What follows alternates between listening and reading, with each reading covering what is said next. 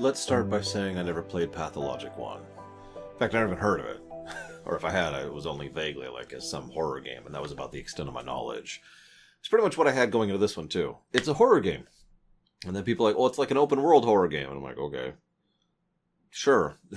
And that was about the extent of my knowledge of this one. So I walked in pretty blind. As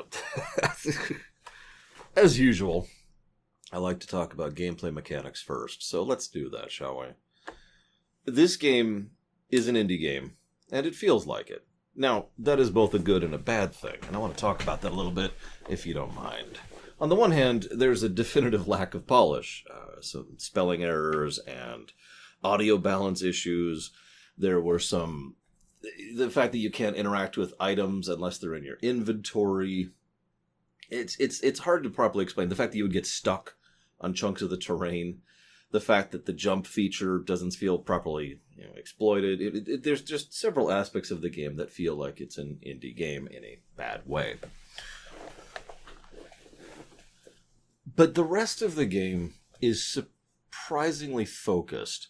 Now, I like to use a graph to parallel this. Forgive me for not literally having a graphic to throw here, but bear with me, okay?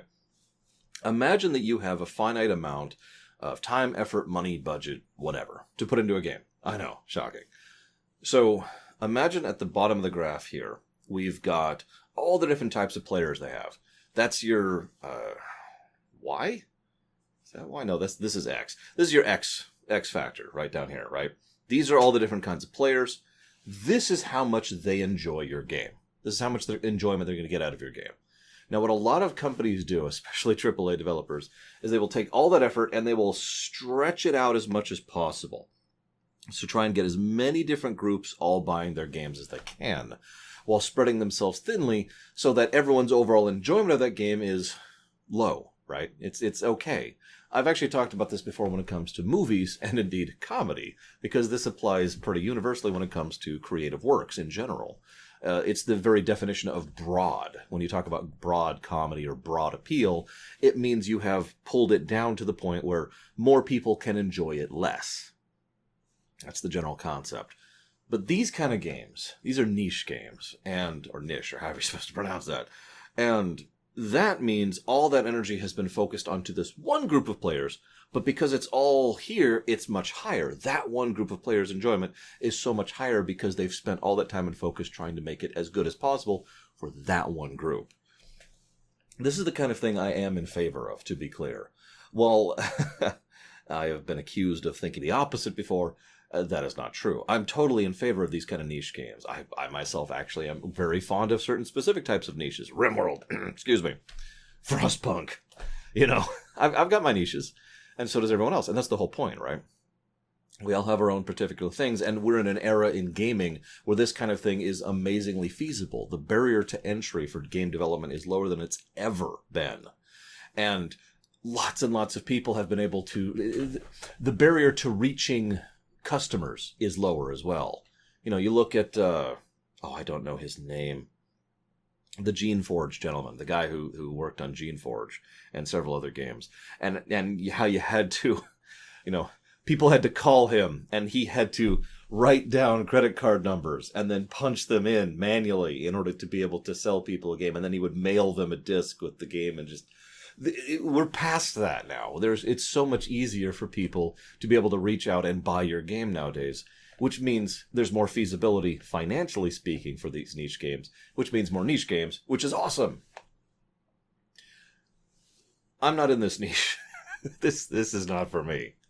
But I am super in favor of this kind of thing in general. Sorry, I shouldn't even have said that. I told myself I wouldn't give my opinion on the game in this rumination. This isn't a review, after all. But I do want to mention that this game, it focuses like a laser on what it's trying to accomplish, and I think it succeeds quite well. I do think it is a flawed game. Like I said, I do think it has its issues. But let's talk about that gameplay that I promised I'd talk about. The invisible walls can go to hell. Let's just start with that. I don't like invisible walls in general.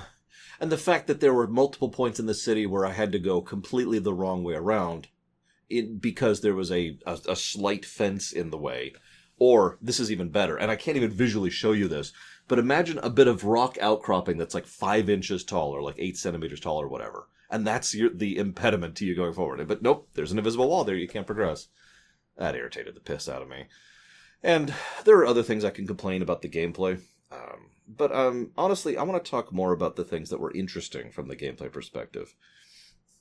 Because again, this isn't a review. We already did the review. This is the summary to the review. I guess I could do it. Fine. You talked me into it. Invisible voice that's talking to me here. So let's look at the gameplay. What was the other big thing? Right. That one. So there's a really big negative to gameplay here. Let's get rid of that. And I do need to talk about this because anybody who's looking to get into this game, first of all, I encourage you. And second of all, be careful. There's a recurring issue that multiple people have. It's not just a Windows 10 issue, unfortunately, because there are people who have reported having this issue on Windows 7. And that issue is when you exit the game, like you go into the menu and you hit exit, the game hard locks your computer. That happened to me. It happened to me on the previous iteration of this computer, the one where I had to replace the CPU and motherboard. I'm not saying that's related. I'm just pointing it out because I tested this weeks ago when I was doing my feasibility tests, and I had to pull the power cable, or rather, I had to turn off the PSU. But you get the point. I had to pull the plug in order to reboot the computer. There is a workaround. That workaround is that you can pull up your task manager, right-click, or whatever it is you're using with whatever Windows version you're using, and end task. If you end task the program, no issues. You may or may not have the exit bug, but I just wanted to let you know, in the off chance that you haven't played this game, that's a workaround that works consistently and isn't going to cause any issues, so why risk it, right? Now, I do think that is unacceptably bad. In fact, it is horrifically bad and terrible in basically every way. And so I wanted to mention that as the negatives. But positive-wise, gameplay-wise, several things intrigued me. The layout of the town is designed. I've talked about this a lot before lately, where sometimes people who are making things, especially when it comes to layout, terrain, and placement of items when it comes to video games, just kind of put things wherever, right? I've actually literally seen people who will just kind of paint objects on the map, kind of a deal.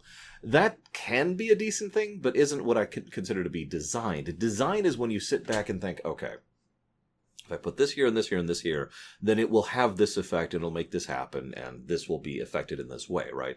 I actually complained about this in Resident Evil 3 Remake's Rumination, where I talked about how that game was not designed. This is the total opposite of that. While I do think the town is a little bit too big and the invisible walls can go to hell, the fact is that the layout and design of the town is quite intelligent. There are clear paths that you are supposed to take and different routes to go across the rivers. There are actual obstacles, such as the buildings and the high walls, which impede you in several logical ways. The placement of where you can save has clearly been thought out, and there's several large areas where you basically can't save. So anytime you go off into that wild area, you're just going to have to live without a save for several hours. Considering that time is such a major mechanic here, also the simple passage of time is relevant.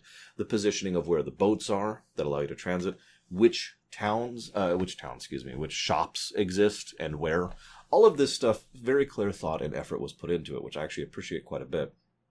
It ties in nicely with the idea of how the game handles its hobo economy, as I have been told it's called. Although I agree with the idea, you loot and you trade. This is probably, actually, I would consider the best feature of the game overall. The fact that you go, you loot, you trade, you procure, and that's how you do the survival mechanism is awesome. And in another game, I would probably have enjoyed myself tremendously, because I like it. I actually like survival games. Subnautica is probably one of my favorite examples, but nevertheless, I do like survival as a genre. If this wasn't so soul-crushingly horrifying, I probably would have been enjoying myself for the most part, even though I was dying of starvation for the overwhelming majority of the game. There was always something I could do. I started to learn a little bit about certain mechanics I went through as well. The fact that there's a decent amount of RNG involved. Sometimes an NPC or an enemy may or may not spawn, and they may or may not spawn certain items. And when and how much damage you take is also randomly generated. This is something I was playing with towards the end there when I had very, very, very little HP, and sleeping for an hour would sometimes heal me and sometimes kill me, because the dice would be different. Sometimes the heal I would take would outpace the death tick and so forth and so on. You get the idea. it was interesting to dig into several of these concepts as I was going through. One moment, please. But the other thing that I really got into, though, so we talked about the layout, we've talked about the positioning, we've talked about the hobo economy, and there's a form of priority when it comes to how you manage everything. Again, this is a time management sim in many ways, time management survival sim. So you have X time, period. There is a total finite amount of time you have to work with. And moving, talking, making, virtually everything you do, talking's not on that list, but every activity you do that doesn't involve a menu takes up that time. So how do you spend it? And that's the key point right there. And that's why I would have enjoyed this game so much more, if not for other problems. Because it's a triage thing, right? It's a priority list. Okay, so let me just walk you through an actual scenario, because I'm doing such a terrible job of explaining myself here. Let's say that you are in a position where you are very low on health, and you are currently infected with the plague, and you're about to die of starvation. What do? Well, there's only so many options. But sitting back and routing that, and that's the word I want to use there, routing was so much of my enjoyment of this game. Because every time I would just sit and think, okay, what can I do? And as I thought more, as I got more into the game, as I got more experienced, as I understood more of the mechanics of the game, more unusual tactics would occur to me. Now, I already just mentioned one of them. Let me tell you what I did in that exact scenario. I slept for an hour, gambling that I would heal more than I didn't. I did, so now I'm slightly more healed. I have enough health to survive a quick jaunt out of the town, out of my home base, rather. Murder an innocent soldier to steal their food, because the soldiers have a high probability of dropping food. Take the food, eat it, restoring my hunger bar, allowing me to go back to the thing and try another round of sleeping, now that I'm not going to be taking 2 damage ticks at the same time, the infection tick and the hunger tick. And there's just options like that. One of the other things I did in a similar situation, several people thought I was totally deathlocked, and unfortunately I did fail. I'll talk about that in a minute here, but several people thought I couldn't get out of the situation. I was rather pleased that I actually did get out of what I thought was a complete failure spiral by successfully getting to the point where I would I would get thugs to follow me. I would lure them to the soldiers, watch the fight, and then I would kill whoever won the fight, who would be low on health at that point. Now, this was necessary because I myself was on the verge of death with basically 1 health and no real weapons to speak of. This way I could kill them, take their items, and then use those in order to extend my life slightly. Yes, this all sounds horrible, but you could see how from a tactical perspective and a gameplay perspective, this kind of routing and gambling is very engaging. But I should probably talk about the story. Okay. Real talk, I was going to do a thing where I wrote down this total nonsense sentence and was just going to read it for you guys, but it would look too obvious, and I decided to skip the gag. This game's a little weird. I'm going to go ahead and admit, as I mentioned, not my wheelhouse. I'm not into surreal, and I'm not into depressing, so it's got nothing to offer me there. So instead, we're going to talk about what there is present in a neutral fashion. Let's talk about representation storytelling versus literal storytelling. Now, representation storytelling is extremely rare in video games as well as movies and shows. It is something that happens, but it's pretty rare. I'll talk about that in a second. Literal storytelling is much more easy to understand. You're probably thinking, what's the distinction here? Literal storytelling is whatever you see on the camera is what's happening. If you see a tiger jump out of nowhere, let's use that as an example. Let's say you see a tiger jump out, and it mauls the character, and the character goes, ah, and there's just blood. That's literal. Representative would be, let's assume a person jumps out, and they have a mask tied to the end of a stick, right? And there's just a tiger mask right here, okay?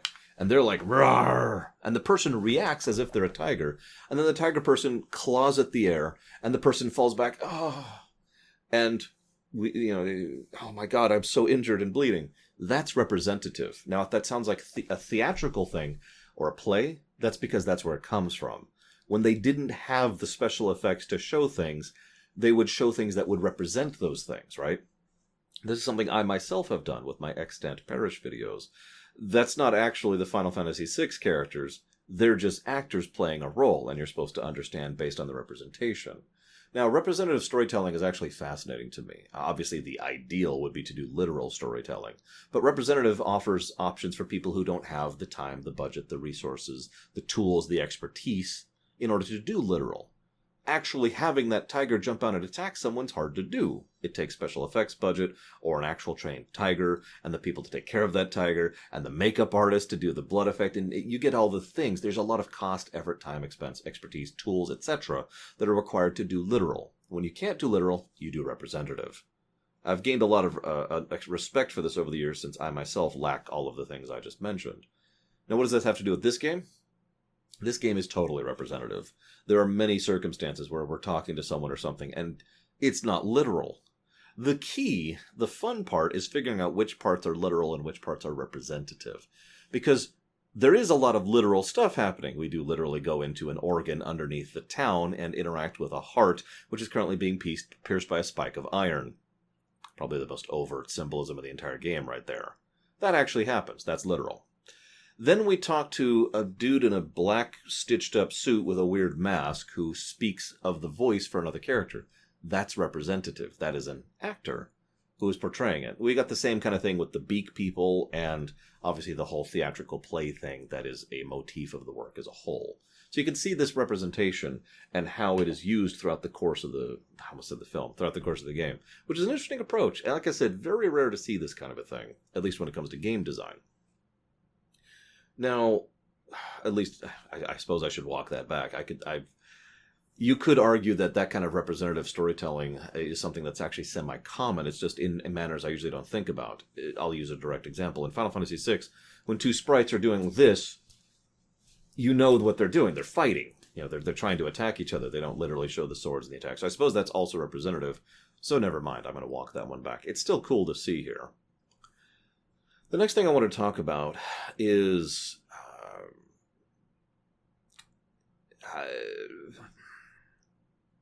let's say I put out a story, a game or whatever, and it's a story about someone who is struggling and suffering and dying in the streets, but they get a lucky break and they manage to turn it around and they make their life better and they get a happy ending, right? Now, if you listened or watched or played that story, first of all, you'd be like, this is crap. But the second thing you would probably do is you'd say, well, this person's clearly someone who's very Western. This is clearly someone written by an American, to use an example. Now, that's true. I am someone who was born in the States, and I have lived in the States my whole life.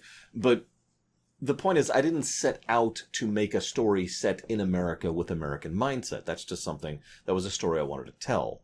My perspective and culture may bias that, but that's more of a byproduct than a deliberate source. Now, I don't know if this is true or not, but the reason I bring this up is because I've heard from many people, including my own viewers and myself, that this is totally a story set in Russia during the Great War. But there's plenty of clues and hints that that's actually not true, and that's ignoring the fact that literal magic exists. So, obviously, this could just be a type of story that was told by people who have lived in those kind of circumstances, who are going from their particular cultural bias, etc., etc.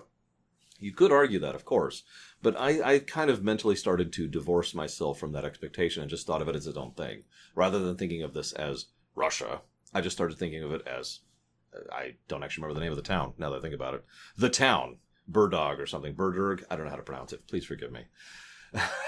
The exposition in this game is actually quite tight. It is some of the better exposition I've seen recently. There's a lot of good ways to do exposition, and there's several ways to do really bad exposition. This is a form of showing, not telling. What we see in this game is that you have dialogue options that indicate that your character you are playing understands and has a greater... We'll just stick with understanding. Has a better understanding of what is being told to them than we do, the players. So even if we walk in completely blind and don't know what we're talking about, our character does. And so by the way in which we respond to them, we get the context clues to figure out what's going on. Excellent exposition, and I do want to give special praise to that. Especially since I'm going to go ahead and mention one of the other things I didn't like about this game. The dialogue. Yes, I literally just praised the dialogue, and I stand by that. But every now and again, the dialogue was weird. And I don't have a better way to say that. It was just unusual. Several people in chat called it theatrical, because people in plays, that's not how people talk, right? they have a sort of a cadence and style and approach to their speech, which is, it's just it's not how people speak. And there was a lot of that in this game. I don't want to sound like it was confusing, because that's not the point. I actually had no problem understanding most of what was being said. It's just that in several cases what was being said was nothing. Just white noise, effectively, or empty text, as I like to call it, was happening. Which is strange, because the rest of the dialogue was perfectly logical. You know, a child talking about how the iron seeds are growing into the earth and will change the terrain. That makes perfect sense, because that is more or less metaphorically what's happening, which is a good segue into one of the major themes of this game that I took from it, which is the industrialization versus the naturalization thing. Now, I don't want to say full industrialization. I could say progress, technological, however you want to think of that. It's a very common theme, you know. But in this case, it's presented interestingly because A, neither side is shown as correct or right, and B, both sides are shown as being dirty and ugly and terrible, which I suppose is rather apt and something that helped me appreciate the slanting thereof. On the one hand, we have the literal mythical, the magical, the creatures that are inhuman and do things, and for God's sakes, you can pour blood onto the ground and make stuff grow, right? And on the other hand, we have trains and automobiles and artillery and people who design medicine. A recurring motif is, why would you try to fight sickness? Because sickness is not a bad thing. And there's a very culty, for lack of a better way to put it, vibe about how you have to abandon I. The only people who survive are those who abandon the word and concept of I, which is a nice segue into the second major theme. Now, in my notes, I have this written down as individualism versus collectivism. But honestly, this is past collectivism. This is more like true hive mind. The way that they talk, especially with the kin, is that there literally is no sense of an individual entity. There is simply pieces of a whole, that the whole is all that matters. So they don't really care if, you have to chop off a finger to get rid of some kind of gangrene. They don't mourn for that because the body's still there. The individual is still there. The life is still alive. What's the problem here? Nobody cares about the blood cells of an individual. They only care about the individual. And thus and this is why I say this goes further into total hive mind, is because this is positing the idea that the individual is the entire entity. And this ties into the overall approach. Earlier in the game, I actually theorized that these people who had settled here had made some kind of pact with some kind of magical creature years ago, and that's how they settled here. In truth, this feels a little bit more Tolkien-esque than that. I was thinking this was going to be kind of more fairy tale, but instead, what this is the old magic of the old eras, which is dying out and is being replaced by whatever is being invented by the new, the magic slowly seeping out of the world and being replaced by the mundane.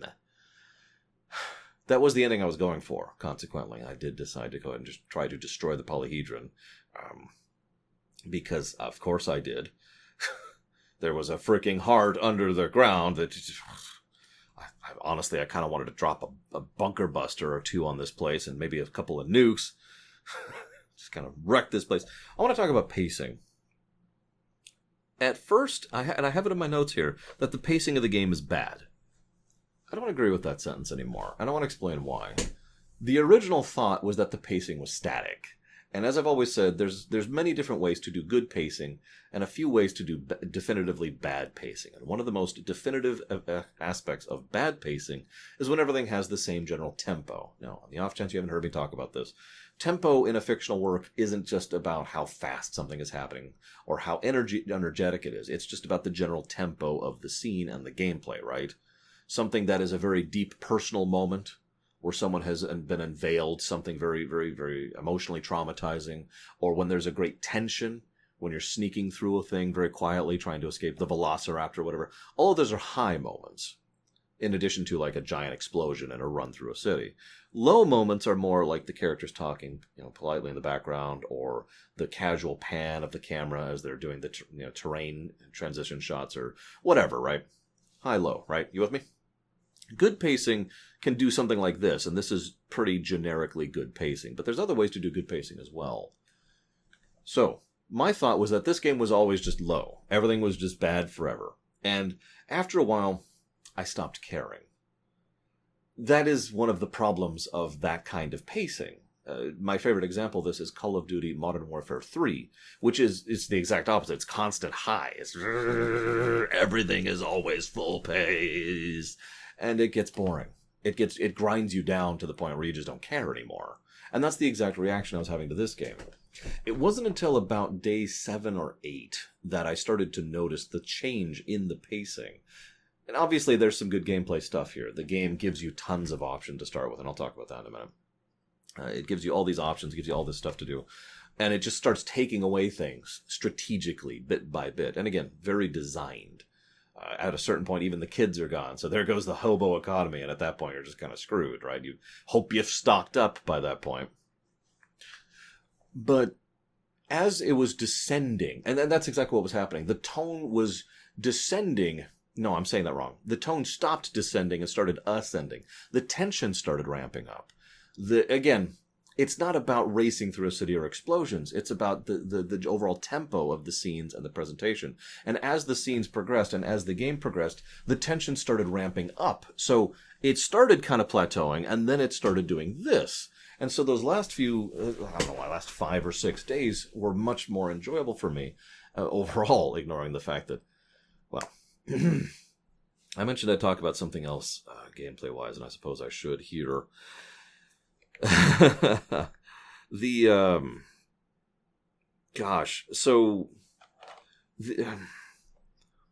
Before I do that, I'm sorry. I'm going to walk myself back here. I talked about the Tolkien-esque thing and the folklore thing, the dialogue, the exposition. How many of you have played Homeworld? Homeworld 1 or 2 or Cataclysm or Deserts of Karak? I've only actually reviewed one of those. I could easily recommend all of them.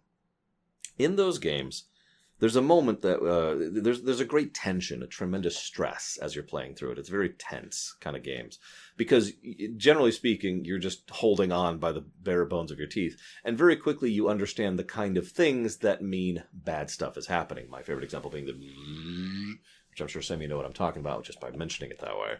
There's several things like that in this game, but the other parallel I wanted to make is that in the Homeworld series, your second time through is rather substantially different. You know why? Because you know what you're doing.